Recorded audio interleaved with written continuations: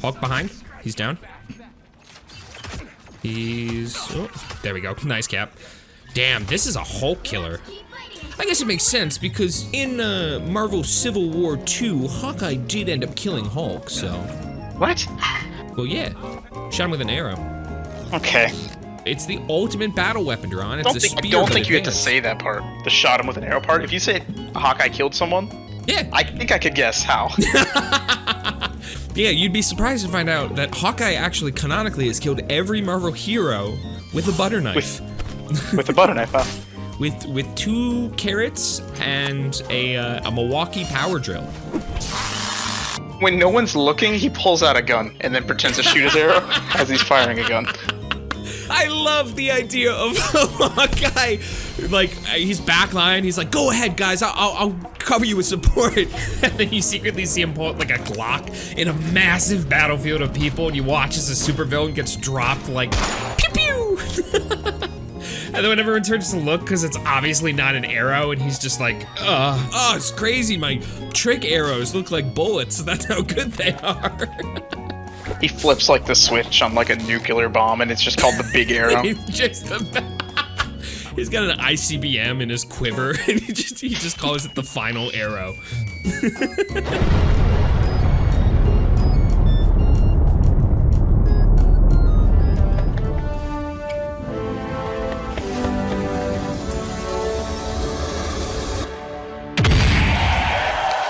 Good riddance. That guy's a psycho.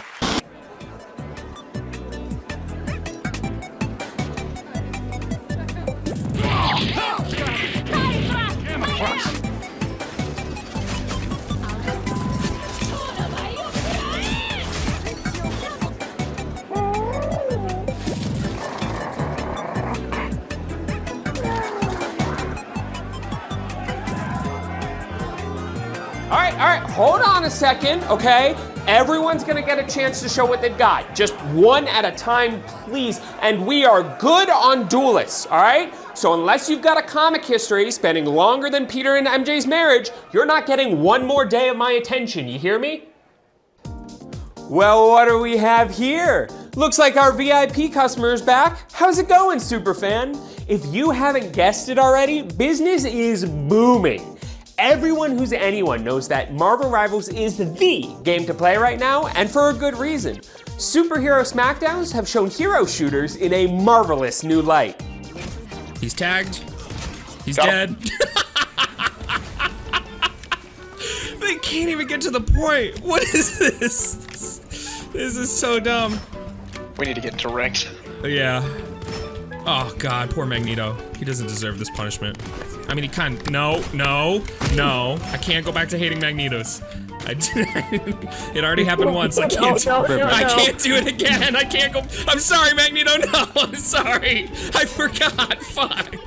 Why?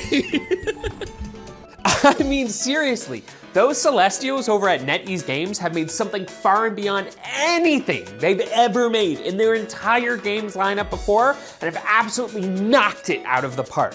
From the game's art style, to its voice lines, to the game sound, all the way down to these specific character interactions, every single hero in this game is nothing short of idealistic perfection.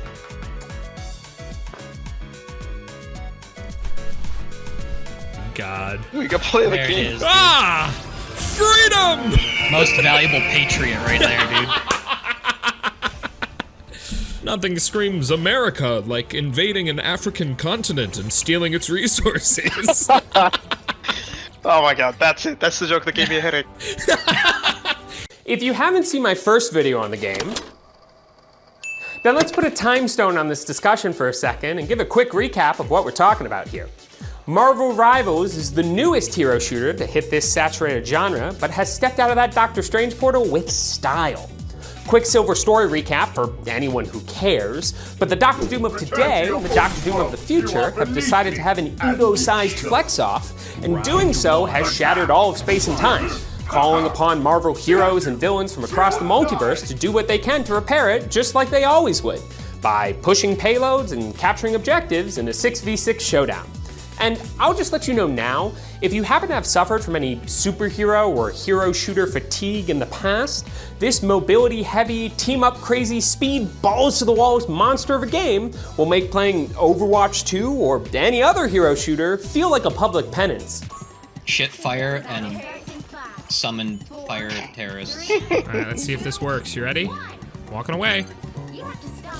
There it goes. I got assist for all of X, so DPS boosted you. So why does this game feel so much better to play than any other Carbon Concord copy on the market right now? Well, let's get into it with the most important aspect of the genre, the heroes. In my last video, I talked extensively about how every character felt unique and different, playing into the character's personalities and traits while still supporting the aspects that are essential for hero shooter success. Having some form of a big damage sponge, commonly called vanguards in this game, the more scrappy damage-dealing dynamos, rightfully called duelists, and then that one healer class everybody wants on their team but will never play because they swear they are better at fighting or don't know how to play, which are aptly dubbed strategists, because only the most brain-dead, insufferable people wouldn't be able to figure out how to play them. Somebody commented on that Reddit post again, a different person. He said, I think you're gonna like this one. It was, I don't react as heal or tank, so callouts like those, I don't give a fuck about some name of a character has in lore. I don't read it and never will. Go kill yourself and call out the right name, thank you. Like, what the fuck? What do you mean? That was reasonable. That was an appropriate response. That was a very human response. I like how polite it was, and then go kill yourself. Yeah, go kill yourself. And then fix your behavior. Yeah. Does he not know what the first thing is? I just like that he specifically is like, I don't react as a healer or tank. I don't care what's going on. I just do my own thing. And then I think about every other person we've ever played with who plays as a healer or tank, and I'm like, damn, this is probably the majority, isn't it? Every time he tells someone to go off himself, he gets another fedora, and his neckbeard gets 3 times longer. Oh God, his neckbeard must wrap around the world at this point. God damn. You know how like when Morgan Freeman explains stuff, he gets another freckle? Yeah. He just gets another it's fedora. It's like that. Fedora, yeah. This just Doug Dimmadome tower of fedoras extending up into the sky. You're like, I knew it. He was an Overwatch player. Coming from the alpha and the beta, 15 new characters have been added to today's roster at the start of Season 2 for a total of 40. Vanguard's newest additions have been the Brawler of Yancey Street, the Fantastic Thing, and the ironically relevant man at a time himself, Captain America, a patriotically powerful dive tank whose enhanced vibranium shield and freedom-fueled fists provide American-level equality to anyone who's trying to mess with your team. I've tried a lot of them. I liked Strange. I loved Captain America because you get to beat women.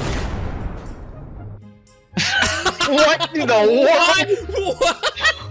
Hey, just so you know, we're recording everything for a potential Hey, YouTube video. Alright. He stands by what he said. Hold on, brother.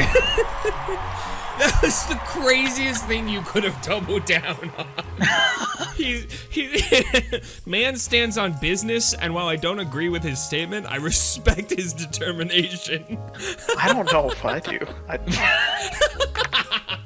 By the start of Season 2, strategists have received just barely more love than Nick Lowe has for Spider-Man, through the addition of both characters like Cloak and Dagger, a Moira-style character switcher focusing on both healing and damage, because it's always us against the world, and Invisible Woman, whose latent powers help dominate the flow of the battlefield through crowd control and confusion tactics. And just to be clear, it's not her psionic powers that do this. No, it's instead because, for whatever reason, NetEase character designers must have accidentally had their ad bill, probably needed for dealing with everyday comic book fans, swapped out for Viagra, with just how horny looking they've made some of these characters. Why doesn't it look like mine? Why doesn't it look all cool looking? It does look cool. What are you talking about? You look like Looks you're like you're about to wearing- Falcon punch someone. I am gonna Falcon Punch. You look like you're wearing Mom. less armor than before. You paid money for less armor? Yeah, dude, I pay to be. What are you Have you fucking seen talking literally about? any of the female skins in this game? Yeah, I was gonna Yeah, say but he's all a the man. female skins are paying less armor. So what if I'm a man? Put your sexism aside and let me be sexy. No! No. Stop being sexist and instead just be sexy, Duran. But it's the duelists themselves who went full House of X and have established damage supremacy with a total of 10 additional characters since the beta, each with a thematically appropriate way to dumpster the enemy team. Hey Bob, how's it going? I see that gunshot wound healed up real nicely. You've got Black Widow, who serves as a powerful backline sniper, capable of quickly maneuvering around the map to line up the perfect shot to drop a support and make a vanguard like Venom take her namesake. Then there's also Psylocke and the Winter Soldier, who provide similar functions of being heavy, single-target damage dealers, albeit with Psylocke using her invisibility to sneak behind enemy lines, or the Winter Soldier adopts the Russian war mentality of charging at an enemy head first, regardless of the danger around them. And then there's Squirrel Girl, a plucky nutcase who once again enforces the idea that the only thing stronger than literal gods and monsters in the Marvel Universe is the repressed sexual energy of a comic fan in his 20s. So I'm gonna also try and go for the Squirrel Girl, where I have to get 3 kills with a single use of her stupid ult, which just, the use of her thunder thighs? yeah, 3 kills with the use of her thunder thighs. I'm sure Rule 34 has already gotten millions of kills because of What the do you thunder think? thighs. What do you think Rule 43 is? Rule 43, it's gender bent. Ah, okay, Like, okay. That's actually true. That's not. I'm not. Oh, making wait, a really? joke. Yeah, it's just gender bent. Yeah.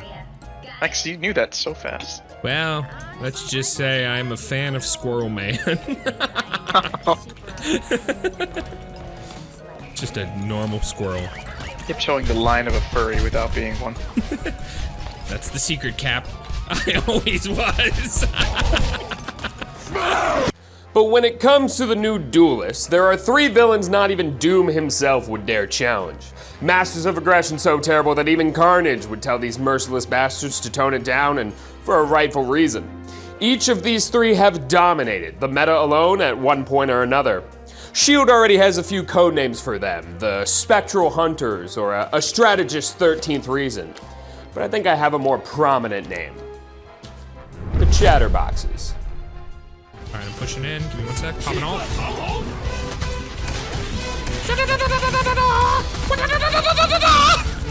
Oh my god! The power of fist! The power of fist! Holy shit! I'm popping off! Get the Hulk! Don't let him run! Aw. Alright, I'm out. I don't want to play anymore. Let's start with the goofy great man himself, Hawkeye, an absolutely devastating long-range powerhouse whose arrows can eviscerate any enemy duelist or strategist regardless of their position on the map. Trying to contest with him at any distance is basically a suicide mission, especially considering the fact that his melee serves as a reflection for smaller projectiles, and his double jump gives him some insane ability to get up high to put you down low. S.H.I.E.L.D. presented an argument that all you need to do is simply send in some sort of assassin after him, like a dive tank similar to Venom or Captain America, or even a tricky duelist like Spider-Man or Psylocke. But with a combination of his crescent slash to launch enemies back, his hypersonic and explosive arrows to deal with quicker targets, and his ungodly powerful Archer's Focus passive that can add up to 80 additional damage on an enemy simply by aiming at them for less than a second, means that getting close enough to kill the arrow slinger is a challenge in and of itself. Also, I guess our friend Bowman here must have borrowed some tricks from the two-gun kid, because his ultimate allows him to target after images of enemies and deliver the same damage, even if you aren't directly in his line of sight. God damn it, Hawkeye. Why can't you be this cool in every other version of media? It's so much more fun. Oh, there! I saw that You going got off. fucking nailed. Oh, bye. Oh! And there's 2. Can we get 1? Can we get 3? I hope Friday Oh, got I that see on an Iron Man. And it's a home run. And then there's the living weapon himself, straight from Kunlun, Iron Fist. Iron Fist, alongside newer characters like Mr. Fantastic, represents something I love Marvel rivals for trying, which is creating hybrid-style characters that don't fall into any one specific category. Despite being classified as a duelist, of which he most certainly has a lot of similarities to, Iron Fist Kit focuses on deflections and damage blocking to build up enough overshield to dive in, devastate a backline, and get out before you get dropped like Netflix's newest iteration. His triple jump and wall run abilities, combined with his Kunlun kick for an aggressive 2-hit dashing attack that deals more damage the lower an enemy's health is, means that his presence must be immediately respected on the battle before it turns into a Winter Soldier-themed elevator slaughter. And, in the event that you are able to push past his dragon's defense and damage him, unless you finish him off there, his Harmony's recovery ability means he can heal back to full and be right back in the fight to prove a painful lesson regarding improper fisting techniques. So I can pop ult. Popping ult, going for the venom. He got me. He just ran me down. God damn it. We shall claim this What the place. fuck? Get down here! Get down here, you damn bug! Where do you think you're going? You can't hide in the ceiling, that's Duran's job. Moon! Finally, there's the Fist of Khonshu, the White Knight himself, Moon Knight, who NetEase Games has done a fantastic job of bringing to life, as only the most clinically insane people seem attracted to playing him. I have to beat the shit out of something, and I hope it's not me. Oh, no. Well, Moon Knight does beat the shit out of himself. I told you, right? There's that comic of Moon Knight where he flies a fucking airliner into a building in an attempt to assassinate someone. Just into like a normal building. Yeah. Yeah. Yeah, that he's feels insane. that feels very Duran coded. Oh, okay, cool. I I like that he's Egyptian. Okay, I mean that's a good, but I don't know. I feel something about driving a plane into a building to kill like just one man feels, I don't know, a bit excessive, I think. I mean, if it works, and no one else has been able to assassinate the guy or person. That's true, you know. I guess it did work a little bit. Did other people die? I'm pretty sure a lot of people died. Yeah, but he lived, so. The guy he was trying to assassinate lived? No, Moon Knight. Terrible assassin. Though I think the guy he was trying to assassinate might have also lived for a bit, so. So all Moon Knight did was kill a bunch of all innocent Moon Knight people did at the was plane. just increase the amount of security that goes on at a TSA checkpoint. It does That's all not he help did. that he's Egyptian at this Oh, point. no. It is only making it worse. Imagine, if you would, for a second, that you and your ragtag band of teammates actually develop a solid team comp, focusing on having a variety of damage, shields, and healing that would allow you to push past any choke and capture any point. You are purposefully playing to your team's strengths while simultaneously eliminating your various weaknesses with PIM-level precision. No number of Illuminati from any multiverse could come up with a more solid strategy than you and your allies have done here today. And now, imagine that all of that strategy and foresight is dismantled by a single white man from Chicago throwing around religious paraphernalia and spouting the most insane sentences you've ever heard, like some sort of ultra-conservative podcast. Moon haunts you. That was good. That was good. Quick, funny man, tell another joke. 9/11. No. Okay. All right. We lost it. We lost it there. All right. I'll see you on the Joe Rogan podcast. The frogs are gay. The frog, not they're turning the frogs gay. They're already gay. They were turning them gay years ago. Duran, Now the gay frogs created a patriarchy. If you were a right-wing conservative grifter with some form of an InfoWars style talk show, what would be the first news story you'd tell? Be something like.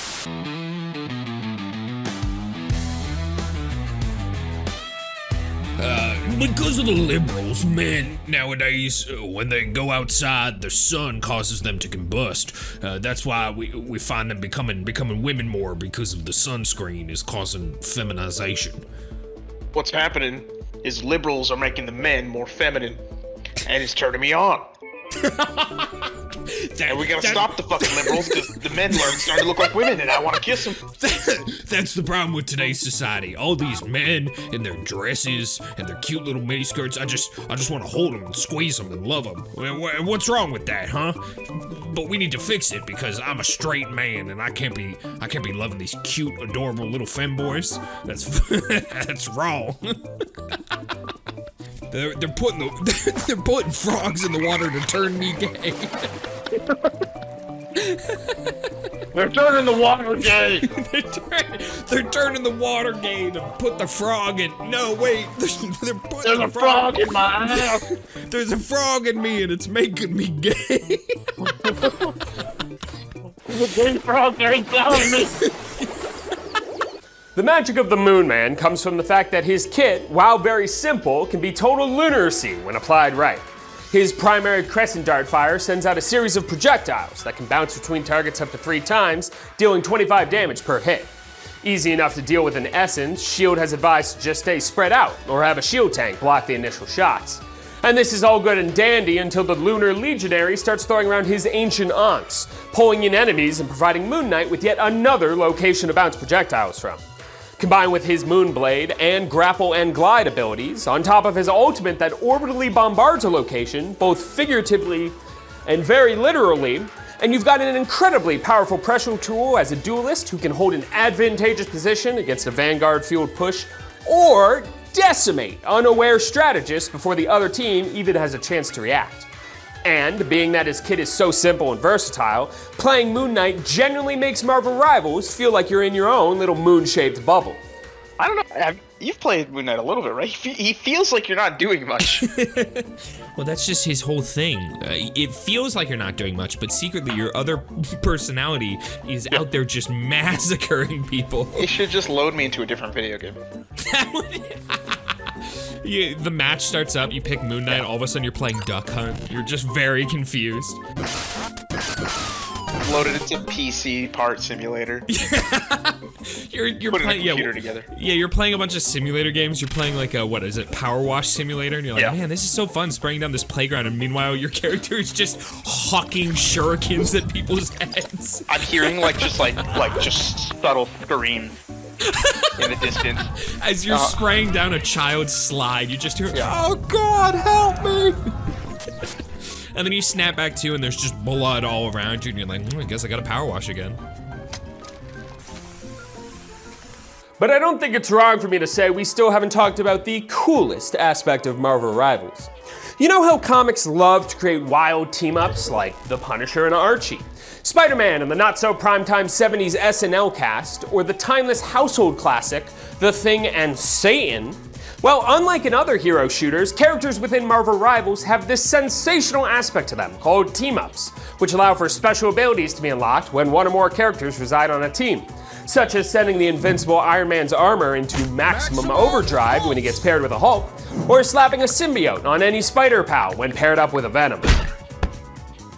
Imagine if, for example, every time you picked Tracer and had an Ilari on your team, and you died, you could immediately respawn on the map. That would be pretty cool, right? Well, that's exactly what you get with the Guardian Revival team-up between Star-Lord and Adam Warlock. Only here, these two characters actually have some lore and history that extends beyond whatever smut can be found on the internet. But, just like in real comics, the best team-ups are the ones you least expect, meaning going full Great Lakes and finding a new and creative combo that works for you and your allies can be the highlight of your time playing. Like what I imagine a DC fanboy feels when they finally get a Justice League movie that's been properly built up. Spider-Man. Oh, wait. Spider-Man does whatever a Spider-Man does. And then I wait for my prey. Here they come. Oh, I see you. They don't see you, though. No, they don't. No, everyone's blind. And then Spider Drop, go! Yes! Yes! The Spider Team! While my glazing of the game may have achieved Thanos' death level of symptoms, I think it's important to clarify that Marvel Rivals is not a perfect game, and contains a fair majority of problems that a lot of other hero shooters do. Anyone who has played the game knows full well that getting a team that actually comps and isn't just 4 or 5 duelists is harder than Wolverine's love for Jean Grey. And while it's certainly better entering Season 2, the toxic mentality of some players coming from games like Overwatch, where apparently even a quick play match needs to be perfect, are still found here. And while I'd say that 95% of my matches, either in quick play or on my way up ranked towards Celestial, have been nothing short of joyful, that doesn't mean you aren't going to find that one occasional player who still believes they can get scouted to an esports team as a 3-16 Spider-Man. I'm dead. Alright, I'll swap. Boomtown, do fucking anything. Oh, wait a minute. Whoa! Whoa! Who are you talking to, buddy? I just said your name. Me? No. Oh. What the What did he say? He said, are you Boomtown? And I said no. Yeah, that Boomtown guy fucking sucks. He has 1 kill. Just gaslight the shit out of people. Oh yeah, I'm a psychopath.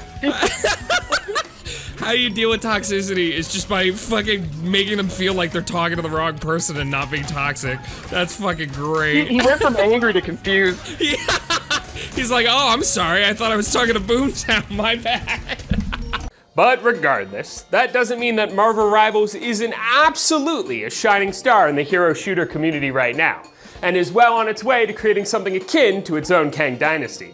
I purposely wanted to see what Season 1 of the game would bring before releasing this video, and with 4 new characters, new maps, and fun event game modes that remind me of Lucio Ball, like Jeff's Splatoon Adventure or the actual Lucio Ball knockoff they released, I am confident that this game is going to rise up as the one above all and serve as a fantastic example for how to do the hero shooter right.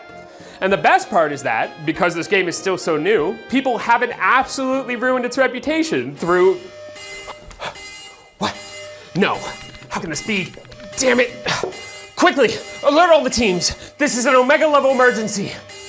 The mods are coming. Don't worry, I got you. I got everyone. Live and learn! Live and Wait, learn! play his theme song. Go, Shadow Dance! Go, Shadow Dance! I'm here to save the day! For justice! Oh god! Oh, not Mantis. No. Oh, look, it's Thomas. No. Good old Thomas the Tank Engine. I'm It's gonna exactly what we need. No. What is Wolverine look like that? Don't worry. Shadow the Hedgehog's on his way, Duran. What do you mean? He's here to help. Shadow Squirrel Girl. Okay. Oh my god. My God. Yeah! It's Big Smoke, fool. A number 9 large, 2 number 45, 1 with cheese. I don't know how they got this one. This one's fucking great, Captain America, which Yeah, is dude. such a banger skin. God. It's so good. So well done. I'm using my telekinetic piss is healing you. Oh, Have they wait. fixed that fucker yet? Professor X? Wow. I'm pretty sure he's new to the game. I don't know. I don't know what. Like what? What do you mean by that? They make him walk again? It isn't hard to see why. Within the first few months of its release, Marvel Rivals has earned more money than any of the other Marvel movies released in the last 3 years. By combining faithful character adaptations with exciting and enjoyable gameplay that encourages both character collaboration and experimentation, NetEase has done a fantastic job of creating a game that welcomes fans of all avenues, whether comic book or hardcore gamer, to come together and have fun playing something that just feels good. Each character has something special about them that means that switching off of your main doesn't feel like a death sentence, and whether you win or lose, just like Captain America, Marvel Rivals is one of those games that I can assure you can keep going all day without ever getting bored. Time will tell if NetEase screws it up and pulls a blizzard, but if this game can be kept on track, I think we are seeing the first steps towards recapturing that magical feeling of sitting in front of your TV on a Sunday morning and watching your favorite cartoon superheroes make you believe in something good. Something fun, something marvelous. Ha, bro, you stink. Oh, ho, bra, you stink. Cobra. It's me, King Hobra. I'm here to stop the Hi-Hos. What? King Cobra, you know?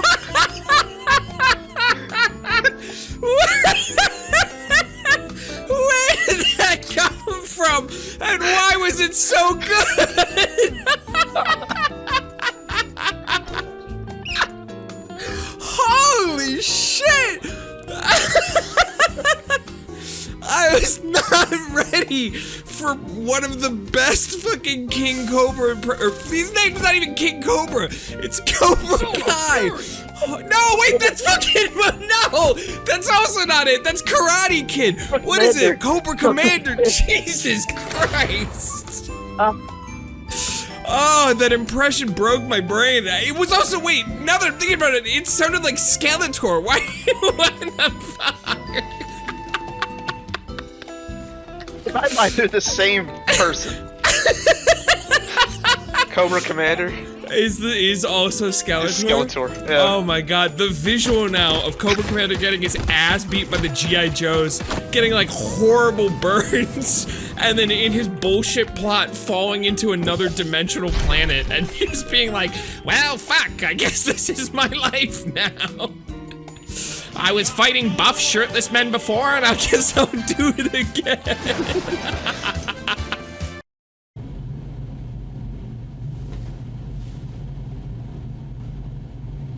What fucking month is it? Well, shit. It has been a long time since I posted on this channel.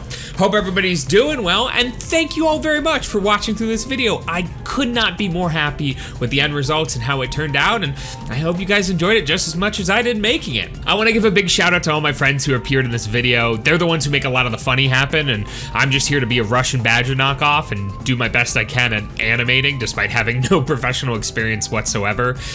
Making these videos is so much of a passion project for me, and I just enjoy a lot of the fun that gets to go along with it. And so getting to do it with my friends and just have a fun time and look back at on the goofy moments that had happened, I mean, that's the best thing I could possibly ask for. If you enjoyed this video, I'd love it if you could leave a like, maybe even subscribe for some more content just like this. I actually had a fun little challenge going throughout this video with myself to see how many Deadpool Easter eggs I could sort of litter throughout it, as he's the one character outside of Stiltman, of course, that I desperately need to be added to this game. So maybe even leave a comment down below guessing how many times he was in there. But I think that's gonna about do it for this video. So once again, I thank you all very much for your time and hope you had as much fun watching it as I did making it. I encourage you all to continue being the best people you can be out there, and I'll catch you all again when I inevitably play a game that becomes the most popular video on this channel and then takes 6 months to release a follow-up. See ya!